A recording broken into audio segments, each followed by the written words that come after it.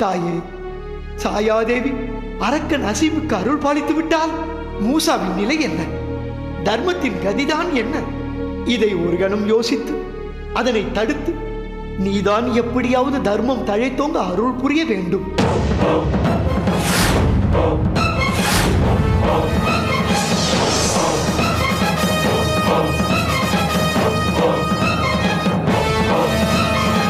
மகனே அசிம்பதுதா,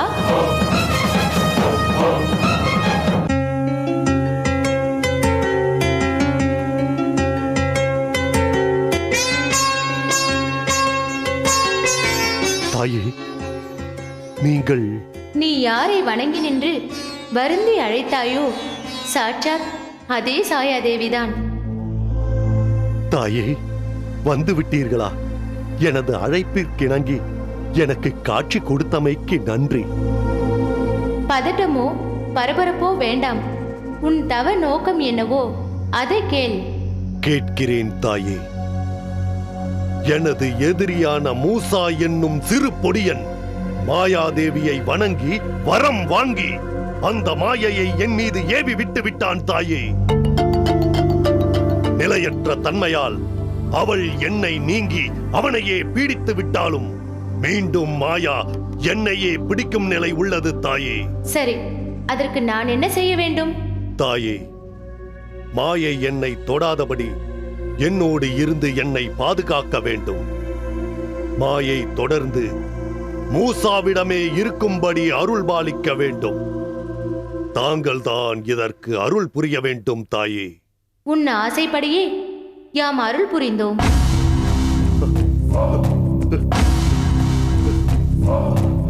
நலம் உண்டாகட்டும். நான் வருகிறேன்.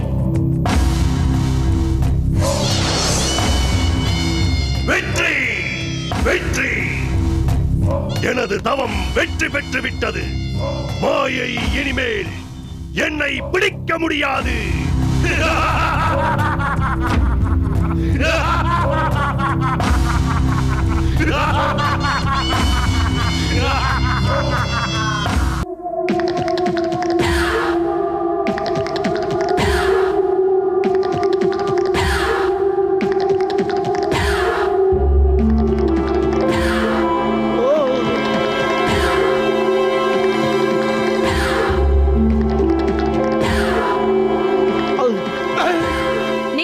சொன்னாலும் அவர் என்ன தொட்டு தாலி கட்டினவரு. உன் புருஷன் மட்டும்தான் தொட்டு தாலி கட்டானா?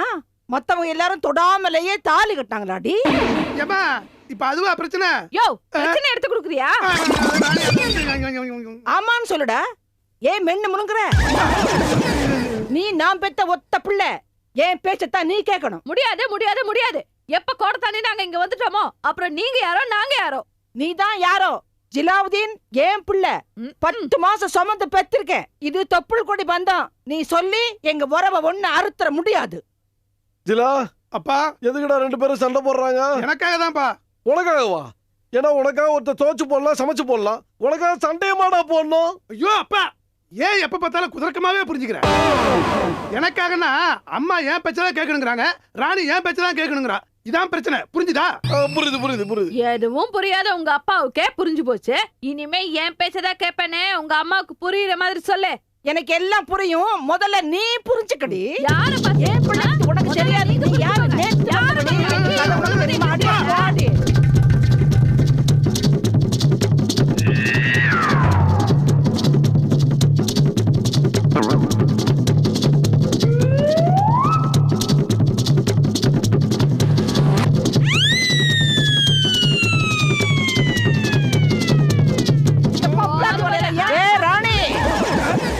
பேருக்கு தான் ராணி, ஆனா நான் ஒரு லோகத்துக்கே ராணி.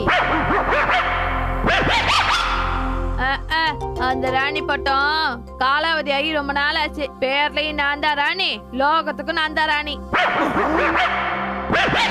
மூசா அரசனாயிட்டா நான் தான் ராஜ மாதா, நீங்க பெரும் சாதா. இந்த வீட்டுக்கு மருமகளா வந்தவ நீ பேசுற பேச்சா இது? என்ன தைரியம் முடி உனக்கு? இன்னைக்கு 2ல 1 பாத்துறேன். அப்ப தாண்டி நீ யாருன்னு உனக்கே தெரியும். அடியே, யார பார்த்து சாதா ராணின்னு சொன்ன? உன்னை பொண்ணு பார்த்து ஓகே பண்ணதே நான் தாண்டி. நீங்க பொண்ணு பார்த்து ஓகே பண்ண லட்சணம் தான் இப்படி ஒரு உதவாக்கற புருஷனை கட்டிக்கிட்டு 10 வருஷமா அல்லல் படுற. டேய் நிறுத்துடா. டேய், நான் பெத்த மகனே, சந்தடி சாக்கல என்ன உதவாகறன்னு சொல்லிட்டேடா. உண்மையை தானடா சொன்னா. நீங்க 2 பேரும் சண்டை போடுற சத்தம் தெரு மூணம் வரைக்கும் கேக்குது. வீட்ல 3 ஆம்பளைங்க நாங்க இருக்கிறது ஊர்ல யாருக்கும் தெரியாது. ஆனா உங்க 2 பேரை பத்தி ஊரு பூரா பேசிக்கிறாங்க. அம்மா, உங்களுக்கு கல்யாணம் ஆகி எத்தனை வருஷமாச்சு? நான் பிறந்து எனக்கு எத்தனை வயசாச்சு? இன்னும் உங்களுக்குள்ள மாமியார் மருமகள் பிரச்சனை தீரலனா நீங்க எப்பதான் தீர்த்துக்க போறீங்க? இல்ல இன்னும் எத்தனை காலம் தான் இப்படியே சண்டை போட்டுட்டு இருக்க போறீங்க? மூக்கு இருக்கிற வரைக்கும் சளி இருக்கத்தான் செய்யும்.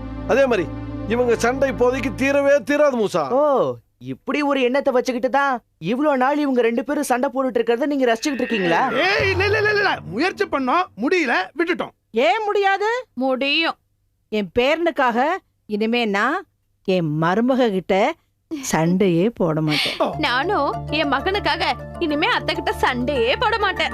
ஆஹா, ஆஹா, ஆஹா.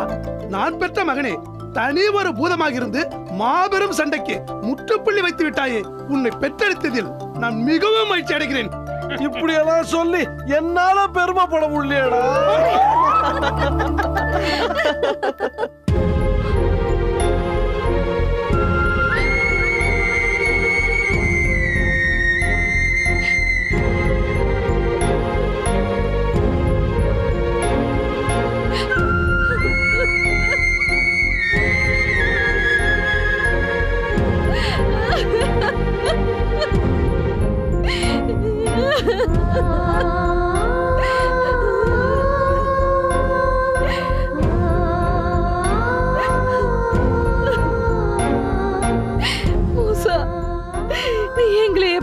சமாதானப்படுத்துவ, சந்தோஷப்படுத்துவ.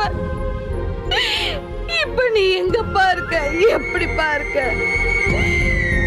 ஐயோ மூசா,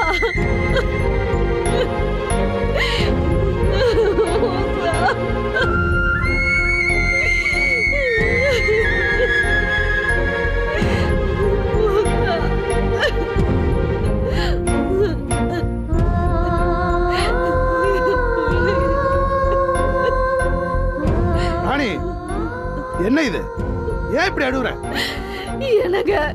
எனக்கு என் மக மூசாவை பார்க்கணும். அதுவும் இப்பவே பார்க்கணும். என்னடா நீ சொல்ற? அது எப்படி மூசா இப்பவே பார்க்க முடியும்? இல்ல மாமா, இதுக்கு மேல அவனை பார்க்காம என்னால இருக்க முடியாது. அதுக்கான சக்தியும் தம்பி என்கிட்ட இல்ல மாமா.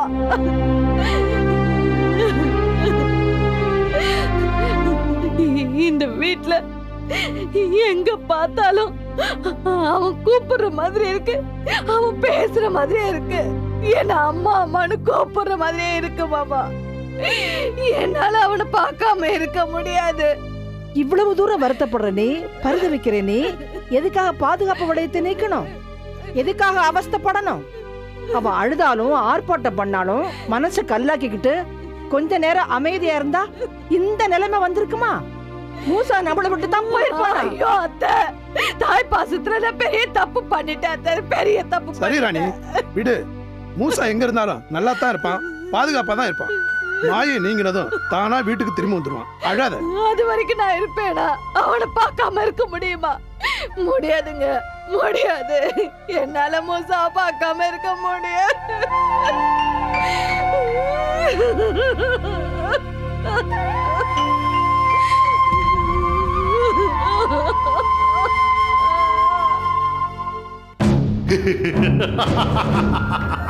அளப்பரிய இந்த ஆனந்தத்தை நமது அடிமைகளோடு பகிர்ந்து கொள்வோம். சாயாதேவி நமக்கு அருளிய வரத்தை பற்றி அவர்களுக்கும் சொல்வோம். மண்டோரா, தங்கினி டிங்கினி மூவரும் உடனடியாக என் இருப்பிடத்திற்கு வாருங்கள். எஜமா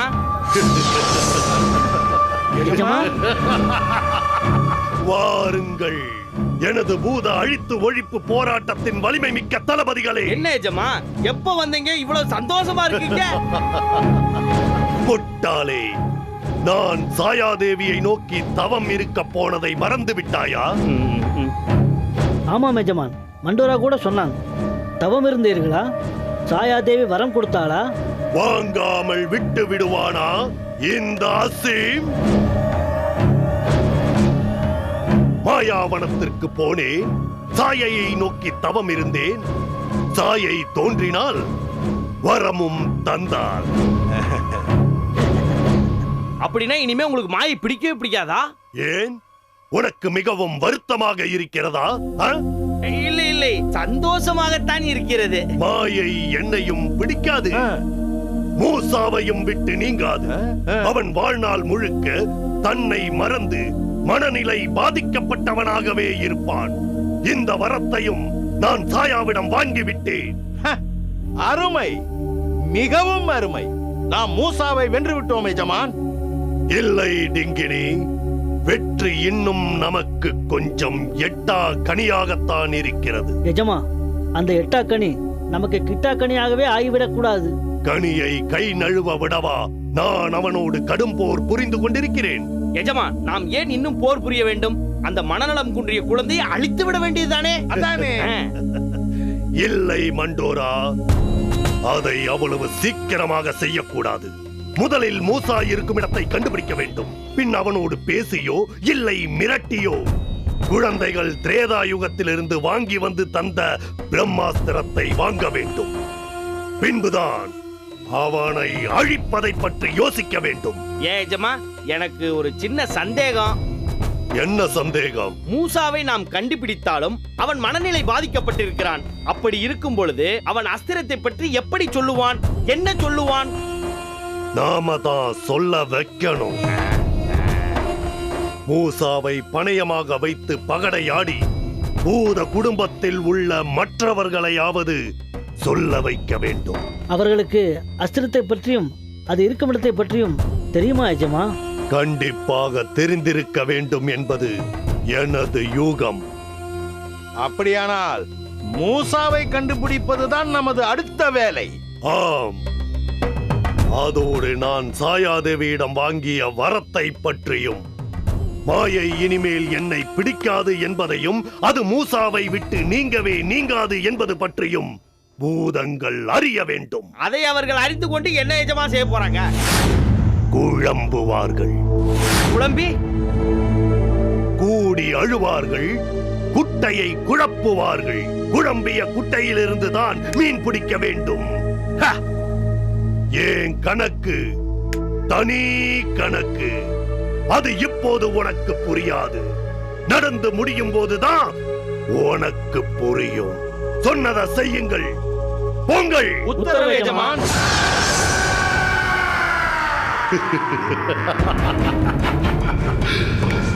என் கணக்கு மட்டும் சரியானால் நாளையே மூசா என் பிடியில் இருப்பான்.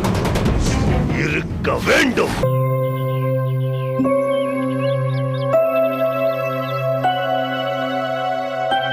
வாருங்கள் அம்மா. அம்மா,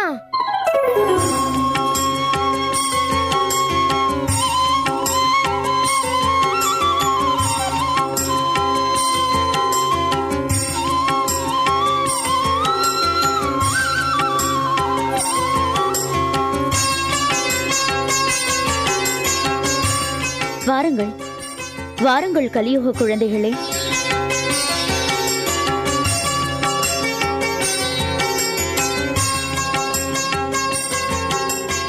இவர்தான் எனது வளர்ப்பு அன்னை யசோதா.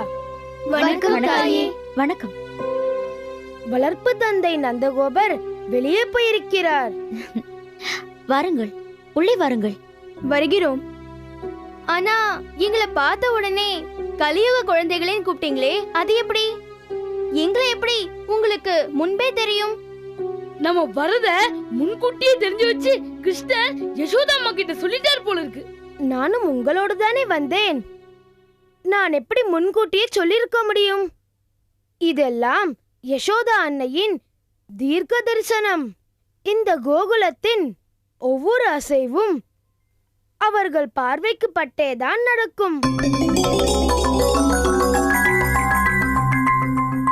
இந்த தரையில் உங்கள் கால் பட்டவுடன் அரக்கன் உங்களை மிரட்டியது கூட எனக்கு நன்றாக தெரியும். உங்ககிட்ட எதுக்கும் நாங்க ஜாக்கிரதையா இருக்கணும் போல இருக்கு. எங்களை அரக்கன் மிரட்டினத சொல்றீங்களே, கிருஷ்ணன் தலைக்கு மேல அசுரர்கள் கழுகுகளா மாறி அவர் அழிக்க சுத்திட்டு இருக்காங்களேமா. ஆபத்து என்பது கிருஷ்ணனோடு ஒட்டி பிறந்த ஒன்று. ஆனால் எந்த தீய சக்தியும் அவனை தீண்ட முடியாது. இல்லை என்றால் பிறந்த 16ஆம் நாளே கிருஷ்ணன் பூதலை என்ற அரக்கியை அழித்திருக்க முடியுமா? என்னமா சொல்றீங்க? 16 நாளான குழந்தை பெரிய அரக்கி அழிக்க முடியுமா? சொல்கிறேன், உள்ளே வாருங்கள், வாருங்கள்.